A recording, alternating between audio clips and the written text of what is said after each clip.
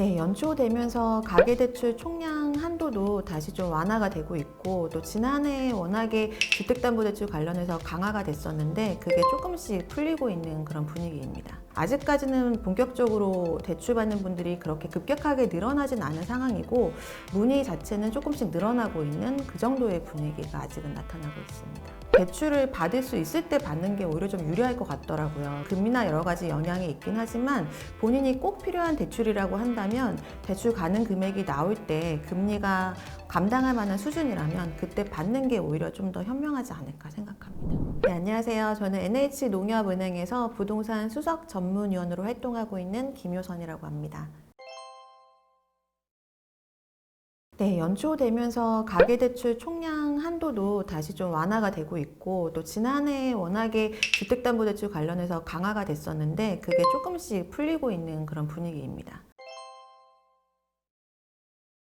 사실 이제 주택담보대출이 어떤 부분이 완화됐는지 조금만 말씀을 드리면, 신규 주택담보대출을 받을 때 보통 이제 모기지 보험을 같이 가입을 하거든요. 그런 보험들이 작년에는 중단이 됐었는데 그게 올해 다시 부활이 되면서 대출 관련된 그 가능 금액이 좀 확대된 부분들이 있고요. 그리고 생활안정자금도 작년에는 그 1억 원까지 좀 제한이 됐었는데 그게 다시 2억 원까지 좀 늘려난 은행도 있고, 아예 한도가 폐지된 은행도 좀 생겨났습니다. 그리고 소위 갈아탈기라고 불리는 기존 주택을 매각해야지 신규 주택 받을 때 대출이 가능했었는데 그런 것들도 올해는 조금 완화가 됐거든요. 그래서 이제 결론적으로 관련된 대출 가능 금액은 조금 늘어날 수는 있는데 아직까지는 이제 금리가 굉장히 드라마틱하게 인하되지는 않은 상황이라서 소비자들은 그 대출 가능 금액도 중요하지만 내가 매월 얼마를 내느냐가 더 중요하잖아요. 그래서 아직까지는 본격적으로 대출 받는 분들이 그렇게 급격하게 늘어나진 않은 상황이고, 다만 작년 같은 경우에는 이제 10월부터 대출 관련된 규제가 되면서 거의 문의가 뚝 끊기다시피 문의 자체가 없었는데 문의 자체는 조금씩 늘어나고 있는 그 정도의 분위기가 아직은 나타나고 있습니다. 아직까지는 명확하게 뭐 좀 파악을 하기 힘들긴 하지만 지난해 가계부채 급증에 대해서 굉장히 좀 강력한 규제를 내렸던 이유가 제 개인적인 생각으로는 그 2023년, 2024년 그 두 해년도 연속으로 가계부채가 상반기에 집중적으로 굉장히 그 증가가 됐거든요. 그리고 10월 들어서면서부터는 가계부채가 너무 급증했기 때문에 대출 관련돼서 급격하게 강화를 하다 보니까 부동산 시장에도 상반기에는 굉장히 수요가 쏠리다가 하반기 때는 거래가 절벽까지 좀 나타나는 이런 현상이 2년 정도 반복이 됐었습니다. 그래서 올해는 지금 연초다 보니까 조금씩은 기조를 완화하는 분위기긴 하지만 아무래도 지난해처럼 상반기 때 또 대출이 쏠리는 그런 현상들을 막기 위해서 속도 조절을 하는 방향으로 가지 않을까 좀 예상이 됩니다. 아무래도 해마다 대출 가능 금액들이 좀 리셋이 되는 부분들도 있고요. 아무래도 좀 더 적극적으로 제도 완화되는 것들이 연초다 보니까 대출을 이왕 받을 거면 연초나 또는 분기의 초, 이때 받으시는 게 조금 더 유리하긴 하실 겁니다. 그거는 좀 아무도 알 수 없는 부분이긴 할 것 같아요. 지금은 사실 정치적인 불확실성이 부동산도 마찬가지지만 금융에도 당연히 영향을 끼치기 때문에 그럴 리스크가 있긴 하지만요. 최근에는 대출 그 규제 관련된 동향을 보면은 대출을 받을 수 있을 때 받는 게 오히려 좀 유리할 것 같더라고요. 그래서 아무래도 금리나 여러 가지 영향이 있긴 하지만 본인이 꼭 필요한 대출이라고 한다면 대출 가능 금액이 나올 때 금리가 감당할 만한 수준이라면 그때 받는 게 오히려 좀 더 현명하지 않을까 생각합니다. 대출 관련돼서는 아무래도 규제의 방향성을 갖고 움직인다고 보셔야 될 것 같아요.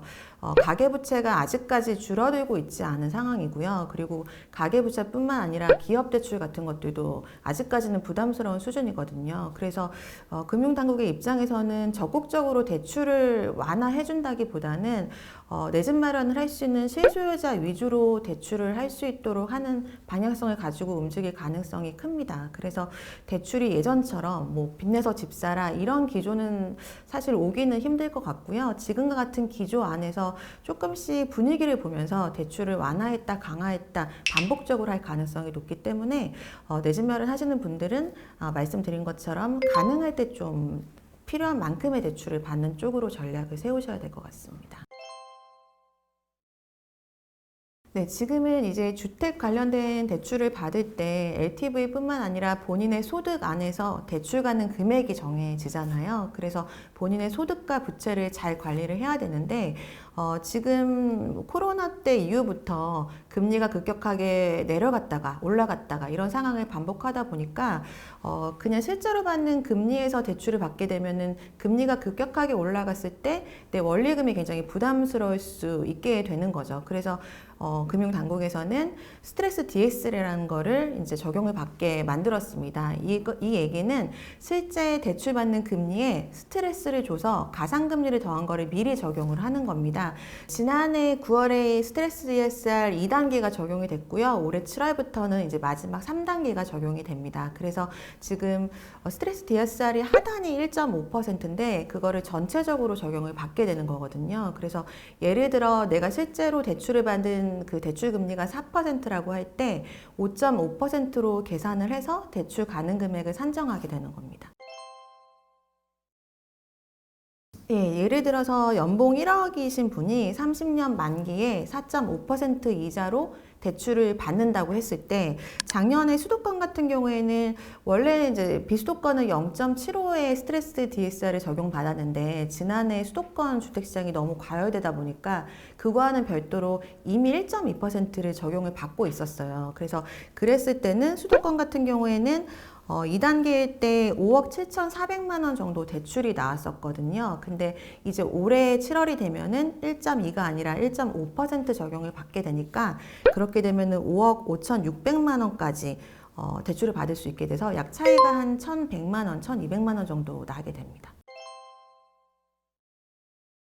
원래는 이게 전국적으로 나눠서 적용을 하는 게 아니라 전체적인 거였어요. 근데 갑자기 지난해 2단계 적용됐을 때, 여름에 워낙에 서울 일부 지역만 굉장히 뜨거웠잖아요. 그러니까 수도권만 별도로 1.2%를 미리 적용을 함으로써 대출을 조금 받게 만들었고요. 전국은 0.75%가 작년에 적용이 됐습니다. 근데 올해 1.5% 적용되는 거는 아마도 전국에 동일하게 1.5% 적용을 받게 돼요. 그래서 오히려 서울 같은 경우는 아까 말씀드린 것처럼 지난해 9월이나 올해 7월이나 천 몇백만 원 차이면은 대출 받는 금액이 그렇게 많이 줄어들지 않게 되잖아요.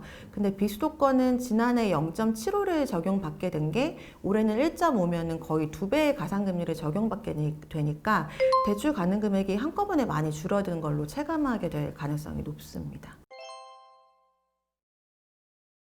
제 생각에는 그럴 가능성까지는 없을 것 같아요. 그 스트레스 DSR이라는 게 DSR이 나올 때부터 1단계, 2단계, 3단계를 이렇게 순차적으로 진행을 하게 되는 건데 그 중에서 규제 지역 이런 얘기는 이제 전혀 없었고요. 사실 규제 지역을 지정하는 거는 이제 국토부에서 하는 거고 지금 이 DSR 같은 경우에는 금융에서 하는 거라서 약간 주체가 다른 부분은 있습니다.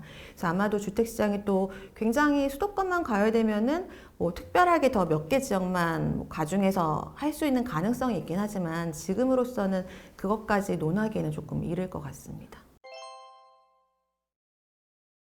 일단은 그 가상금리를 스트레스 가상금리를 적용하는 이유는 금리 변동성이 클 때 차주가 그 원리금을 상환하는데 부담을 좀 덜 할 수 있도록 미리 적용을 하는 거거든요.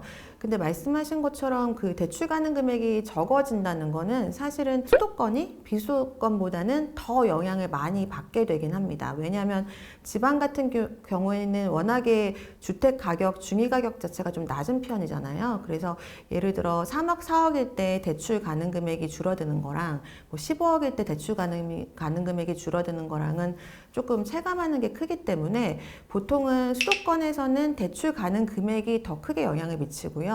비수도권 같은 경우에는 금리 자체가 더 많이 영향을 미치게 돼요. 부연해서 말씀드리면은 소득이 일정한 경우에 주택 가격 자체가 지금 서울과 비서울과 굉장히 가격이 격차가 많이 크잖아요. 근데 뭐 LTV나 DSR로 따졌을 때 뭐 웬만큼 대출이 나오면 지방 부동산은 살 수가 있게 되는데 아무래도 매월 이자를 얼마 내느냐가 더 좀 민감하게 다가올 수 있는 거고, 서울 같은 경우에는 대출이 나올 때 안 나올 때 내가 이 내 집 마련을 하느냐 마느냐, 살 수 있느냐 마느냐의 문제가 될 수 있거든요. 그래서 아무래도 이자를 많이 내는 것보다는 대출이 얼마가 나오나가 뭐 서울 수도권은 더 중요할 수 있습니다. 스트레스 DSR 3단계 자체가 뭐 아까 말씀드린 것처럼 그렇게 큰 대출 가능 금액을 결정하지는 않습니다. 그래서 이거 자체가 뭐 집값을 잡는다거나 양극화를 일으킨다거나 그렇게까지 영향력이 있지는 않을 것 같고요. 지금 근데 금리의 추이를 지금 예측하기가 좀 쉽진 않거든요. 지난해 말만 하더라도 금리가 좀 빠르게 많이 인하할 거라고 예상을 했었는데, 올해 들어서는 이제 갑자기 또 미국 쪽에서 금리 인하를 천천히 할 거라는 그런 발표도 했었고, 그에 따라 한국 기준금리도 예상보다는 이제 인하 가능성이 낮아질 수 있잖아요. 그래서 이런 부분이나 정치적으로 또 어떻게 될 건지 이런 모든 부분들이 복합적으로 영향을 미치게 될 걸로 예상이 되고요. 다만 이 모든 것들이 양극화는 동일하게 좀 심화시킬 요인으로 분석이 되긴 합니다. 왜냐하면은 지금은 이제 어떤 것도 전국의 모든 부동산 시장이 다 같이 뭐 호황기로 가기에는 어려운 거고, 다만 경제도 굉장히 침체되고 정치적인 불확실성도 큰 상황에서 대출이 얼마 나오냐, 뭐 이자를 얼마나 부담하느냐, 여기에 따라서 유동성이 모일 수 있는 상황이잖아요. 근데 그 유동성이라는 게 어려울 때 유동성은 전체적으로 모든 시장을 좋게 하기는 어렵고, 그 중에서도 굉장히 희소성이 있거나 수요가 쏠리는 부분만 수요가 몰릴 수 있는 부분이 있기 때문에 지난해처럼 올해도 마찬가지로 양극화 쪽으로 갈 가능성이 높아 보입니다. 아무래도 지난해 전망했던 거랑은 좀 차이가 있을 것 같고요. 그래서 지금 뭐 어떻게 딱 예단하기는 좀 시기상조일 것 같긴 합니다. 미국의 기준금리가 어떻게 내려가는지 추이도 좀 봐야 될 것 같고, 또 최근에는 워낙에 환율이 높다 보니까 거기에 대한 부담감도 있을 수 있거든요. 그래서 그냥 조심스럽게 예측해보면 지난해 예상했던 것만큼 기준금리가 빠르게 내려가지는 못할 거다라고 좀 예상이 되고요.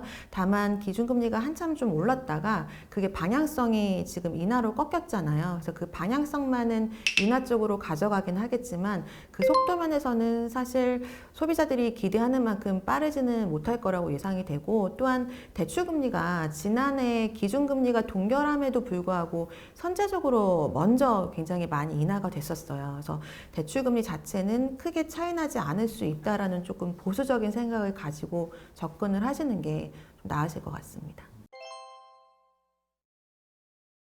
뭐 한국도 전망하기 힘든데 미국까지 예측하기는 너무나 쉽지 않은 일이지만, 발표한 것만 따라 보면은 빠르게 내리지 않을 거라고 이제 공표를 했잖아요. 그래서 이제 거기에 맞게 일단은 예측을 하는 게 맞을 것 같아요. 그래서 처음에는 아무래도 트럼프 그 임기 시절에 초반기에는 기준금리가 크게 인하되지 않았던 거를 조금 되새겨 보면은 이번에도 마찬가지로 초반에는 조금 천천히 내려갈 가능성이 높아 보여서 거기에 맞춰서 한국 기준금리도 움직일 거다, 이렇게 봐야 될 것 같습니다. 지난해가 사실 기준금리 내려가기 전에는 굉장히 오랫동안 3.5% 동결 상태였잖아요. 2022년도 말이랑 똑같았거든요. 근데 2022년도에 주택가격이 거의 V자로 급락했을 때, 그때 대출금리가 높은 금리는 7%대까지도 올라갔었습니다. 근데 그게 지난해 이제 연초부터 시작해서 조금씩 내려가면서 지난해에는 3%뭐 중반 정도부터 4% 후반대, 5% 후반대 정도까지 이 정도를 유지를 했었거든요. 그러니까 기준금리는 동일한데 대출금리가 선제적으로 좀 많이 내려가다 보니까 지난해 뭐 여름에 굉장히 뜨거웠던 주택시장 과열 현상도 그 영향을 조금 받은 부분도 있거든요. 그래서 거의 3.5에 달하게 대출금리가 많이 낮아졌기 때문에 기준금리가 한두 차례 내려간다 하더라도 대출금리가 크게 내려가지 않을 가능성이 지금 현재로서는 높아 보입니다. 최근에는 부동산 관련된 여러 가지 영향을 미치는 요인 중에서 금융 관련된 규제가 굉장히 크게 영향을 미치고 있거든요. 지난해만 하더라도 대출금리 적을 때 몰렸다가 금융에서 규제하니까 굉장히 또 수요가 줄어들고, 그 지난해 같은 경우도 특례보금자리론 때문에 굉장히 많이 몰렸다가 하반기에 그게 이제 중단되니까 아예 거래 절벽이 됐었잖아요. 그래서 지금처럼 시장이 불황일 때는 그런 현상들이 늘 일어나는 것 같습니다. 워낙에 경제도 안 좋고 본인의 자금 융통령도 좀 좋진 않기 때문에 올해도 마찬가지로 내가 대출을 언제 받을 수 있는지 그리고 이자 부담이 얼마인지에 따라서 굉장히 움직임이 다를 수 있을 것 같은데요. 중요한 거는 이제 금리나 뭐 특례보금자리론 이런 것들이 사실 맞물리면은 크게 그 대출 받는 금액이나 이자 부담이 달라지지 않을 수 있습니다. 근데 중요한 거는 본인이 그 부담할 수 있는 그런 상환 능력 안에서 움직일 수 있는 건지를 늘 꼼꼼하게 계산을 해보시고 그 내 집 마련 타이밍 같은 거를 이제 같이 아마 여쭤보신 것 같은데 그런 것들은 지금처럼 주택 시장이 오히려 좀 이렇게 그 하향 안정세가 장기화될 때 매입을 하는 게 현명하잖아요. 그래서 지금 같은 상황에서 적극적으로 좀 주택을 보시면서 이때 내가 대출을 가장 좋은 조건으로 받을 수 있는 시기가 온다라고 한다면 그때 실행을 하는 걸 선택하는 게 좋을 것 같습니다.